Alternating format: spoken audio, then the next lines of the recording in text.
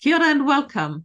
This is a program organized by the Religious Diversity Center, and I'm pleased to have with me Verpal Singh as our guest today. And Verpal Singh heads the Sikh Center, a not-for-profit organization engaged in promoting greater interaction between Sikhs and the wider New Zealand community. He is a radio broadcaster, researcher, writer and editor, and a former trustee of the Religious Diversity Center. Verpal, welcome to this program. Waheguru Ji Ka Khalsa, Waheguru Ji Ki Fateh. Thank you for inviting me to be part of this program. As I said, you are a former trustee of the Religious Diversity Center, Aotearoa, New Zealand, the RDC. And the RDC has just published its new calendar for the year 2024. The theme for next year is Earth. Verpal, you have had the chance to have a look at the calendar, and actually you also supported the production by proofreading the Sikh page. What are your comments to the calendar? It's very well brought out calendar, and congratulations to you for all the hard work you put in there.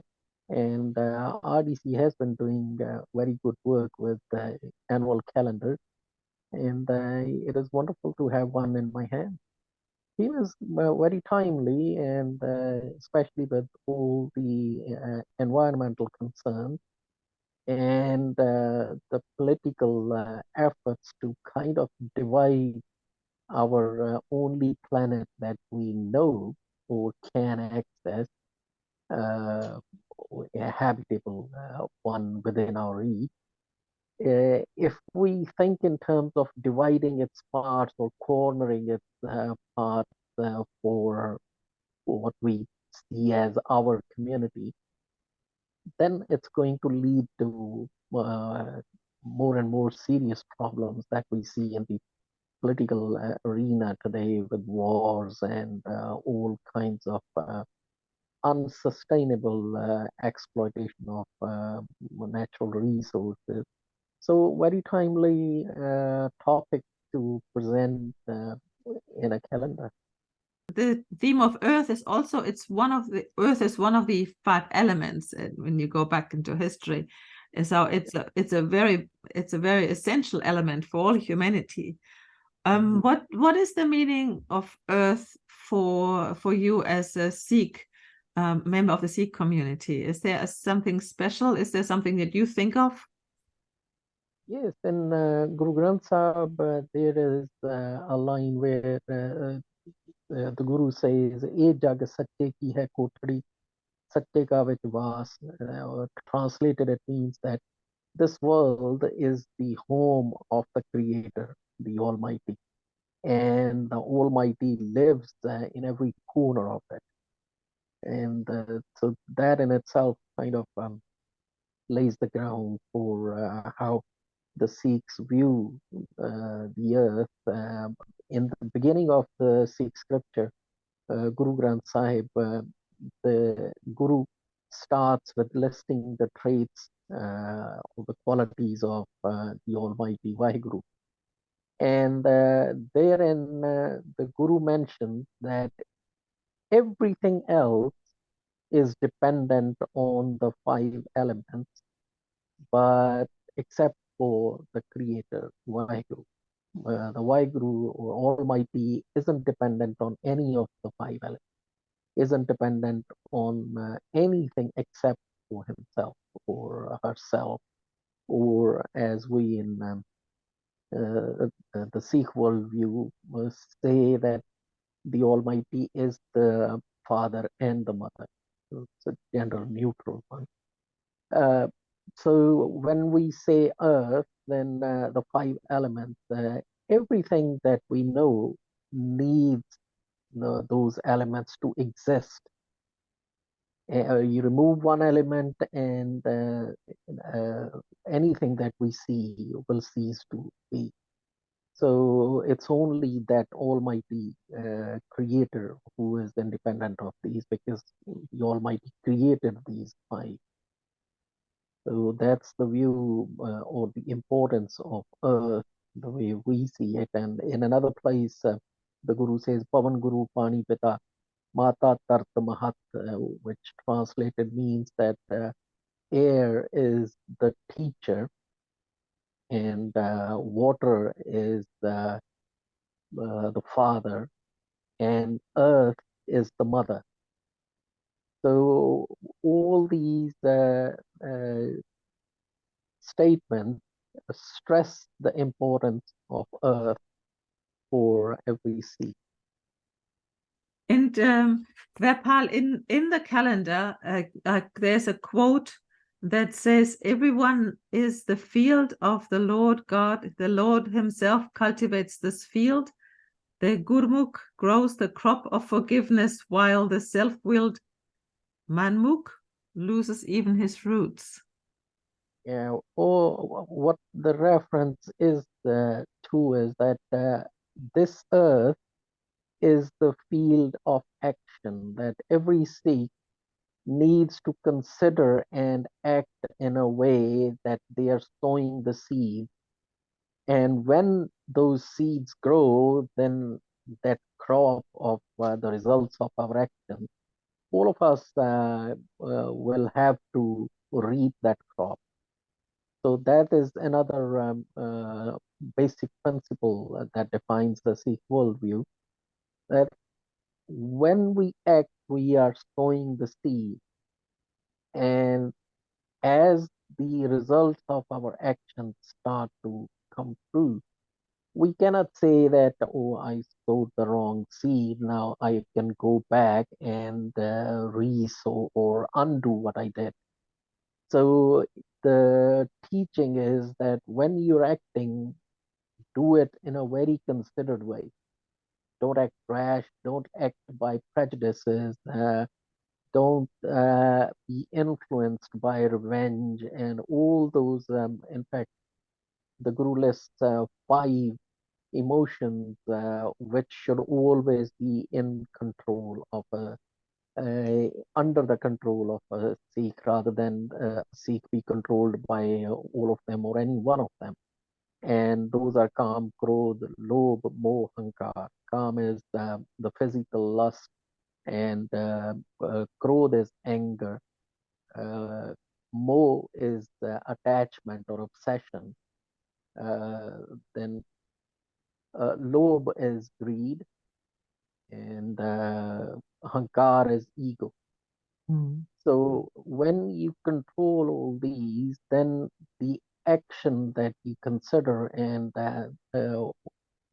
ponder, and then you act upon it, that is a considered action, that you have thought of the consequences and only then you acted. And that the Guru says that whether it's heaven or hell, they are all the results of your own actions. Isn't it a little bit like you are reaping what you've sown? Yeah, yeah. That is exactly what it is, and it is also that don't consider that what we believe in is that nobody knows what happens after death, and we shouldn't even be worried about it. What we should be focused on is that this life and how we should be acting in while we are living this life. And the Guru says that if you are acting in a considered way, uh, you're living in heaven, that the results of your actions would be uh, good ones. And if you are acting in under the influence of any of the 5 emotions that I just listed, or under revenge and anger and all that, or ego satisfaction, then you are actually creating a hell for your own self and for others around you.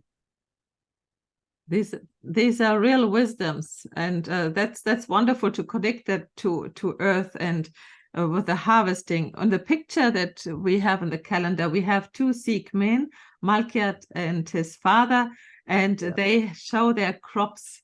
Is that I don't know exactly the type of crop that it is. Is that something that Sikh do eat a lot of crops, some root crops? It is quite common in Punjab. It's called mooli, which is till I had come here to New Zealand, reddish for me. was what those gentlemen are holding in their hands. It's only when I came here that I saw this small purplish round vegetable that I found out that this is what's called radish here. So I think it's something lost in translation there, that radish means different thing here and completely different thing in Punjab. But the original Punjabi word for that vegetable is mooli, and it is very commonly used, very common. Takes What do you about do? 2 What do you do with it? Do you cook it? Do you put it in mostly, stews or mostly in salads, but also, paratha, the stuffed roti that we make, like aloo paratha is roti stuffed with potatoes. Then there's mooli paratha where you grate the mooli and use that as the stuffing, and also used in a version of saag that it is used to change the saag flavor, which some people like and some don't, but it's very easily available. Normally use eaten raw. Just put a bit of salt on it and a little bit of lemon. That's it. it sounds very healthy. And Yeah, it is. I think that if I remember well, when I went to see, when I've been to Sikh temples, it has always been vegetarian in the Yeah, temples, and so you would have a lot of crops and things grown, and is that typical?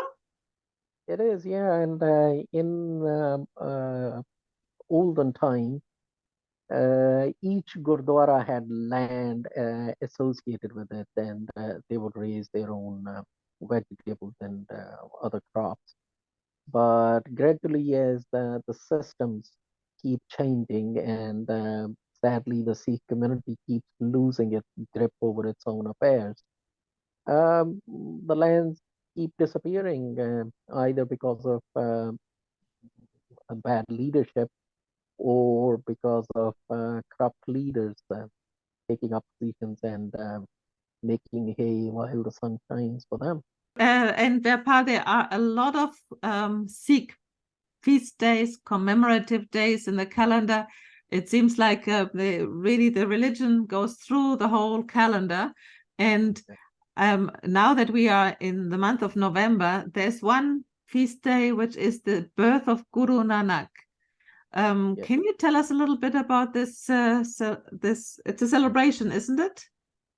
It is, and I think the listeners and the viewers might be interested in knowing that for Sikhs, whether it is a day of birth or a day of ascension of a guru, or if it is the day of demise of a guru or martyrdom day, we commemorate it in exactly the same way, which is with prayers in the Gurdwara and the langar and ardas. So feast day might give a mistaken impression that some are feast days and some are other days, because for us, whether it is a happy occasion or a sad occasion, we treat both as two sides of the same coin, which is life. So it's part of life. The day which is coming now, in a few days, is Guru Nanak's birthday. Uh, this is the traditional date, which is uh, by contemporary accounts, the historical date comes to be the 1st of Vasak, which is in April. That is the date of Guru Nanak's birth, the historical date. But somehow tradition seems to have confused the date with the full moon day of the month of Kartak, which is what is coming up now. We consider it as the traditional day of Guru Nanak's birth. So that is what is coming up, and most of the Sikhs celebrated Guru Nanak's birth during the month of Kartak. But for historical accuracy, it's important to point out that the historical date is 1st of Vasak. And who was Guru Nanak? Is he the founder? He was the founding guru, and he was born in 1469 and died in 1539.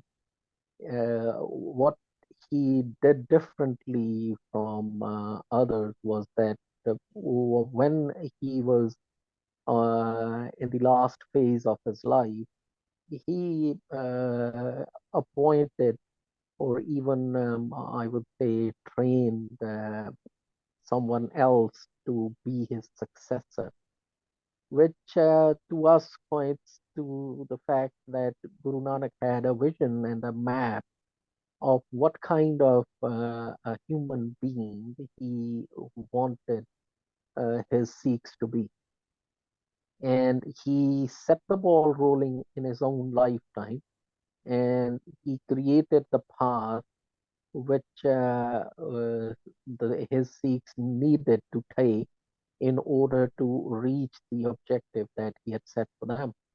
And then he, while on his deathbed, he appointed one of his students, one of his Sikhs, Bhai Ji, as his successor guru. And what is also unique here is that he then bowed down to Guru Angad, the second guru, so that there was no doubt in the Sikhs' mind that Guru Angad was now in an elevated position. And then Guru Angad led the community on the path charted by Guru Nanak. And Guru Angad then appointed on his deathbed Guru Amar Das as his successor. And this went on for 10 gurus up to 1708. And in 1699, the 10th guru, who died in 1708, he then, in a way, made the declaration that the objective set for the community or for humanity by Guru Nanak is now achieved. The path is traveled and marked. And he then unveiled Khalsa, who was authorized or trained to be in direct communication with the world around, or as I said in the beginning, "Ye jag sache ki hai kothari, sache ka vishwas," that the creator living all around us, that if we pay attention to what is happening around us and the world around us, then we are in fact communicating with the creator. So that is what Khalsa means, that Khalsa is not bound to any earthly laws or earthly authoritarian laws. And Khalsa is authorized or trained to make considered decisions that benefit the whole humanity, which is another principle that Guru Nanak set for his Sikhs, Sarbat da Bala, that we should always be acting for the well-being of all, not just say that my personal benefit or my people's benefit or just my religion's benefit. So Guru Nanak really prepared the pathway, and also the blessing from one to another, or the I think that is really important, so that there is no discussion on who would be the next leader. And now the 10th Guru is the Guru Granth Sahib. 10th is Guru Gobind Singh, and then he appointed or declared Guru Granth Sahib, which is the collection of wisdom in the written word, as the eternal Guru of the Sikhs. That any Sikh who is looking for wisdom or direction in any situation, if they have read the teachings of Guru Granth Sahib, then it's easy for them to find the path. And for a special day like the birthday of Guru Nanak, is there a special reading from Guru Granth Sahib? Yeah, in every commemorative day, there is a special reading, and there are certain parts of the scripture, or like Bhai Gurdas's Vara and Kabit, where the readings or hymns are sung from for the occasion that is being commemorated. Thank you for all this explanation. This is really interesting, because that's just one of the dates in the Religious Diversity Center calendar. Yeah. What is that, the biggest feast biggest feast day in the Sikh religion, or is there something that is equally important or even more important? They are all equally important because they are reminders for us to look back at the path that we took as a community and as individuals. So it is more about reaffirming not just our understanding of our history, and also to reconnect with the path that previous generations of Sikh took, and what has led us to where we are as a community today. So the other one that you can mention is Vaisakhi. Both are connected now with Guru Nanak, because Vaisakhi, first of Vaisakhi, is also the historical birth date of Guru Nanak, but it's also the day in 1699 when Khalsa was unveiled by the 10th Guru. So, and the third Guru established the system where the congregations established by Guru Nanak during his journey. He established congregation wherever he went, the pilgrimage centers and others that he visited. And the third Guru then established what we call manjiyan, which are the leadership positions, in 22 places. And then he established a system where the spiritual leaders from those 22 places led the congregations or members of the congregations to visit the Guru. And that happened twice in a year. Once on the 1st of Vasak, and the other 6 months from Vaisakhi at the full moon day of Kathak. So in 6 monthly intervals, the congregations visited the Guru and reconnected with what the progress has been made in the journey that the whole community was undergoing.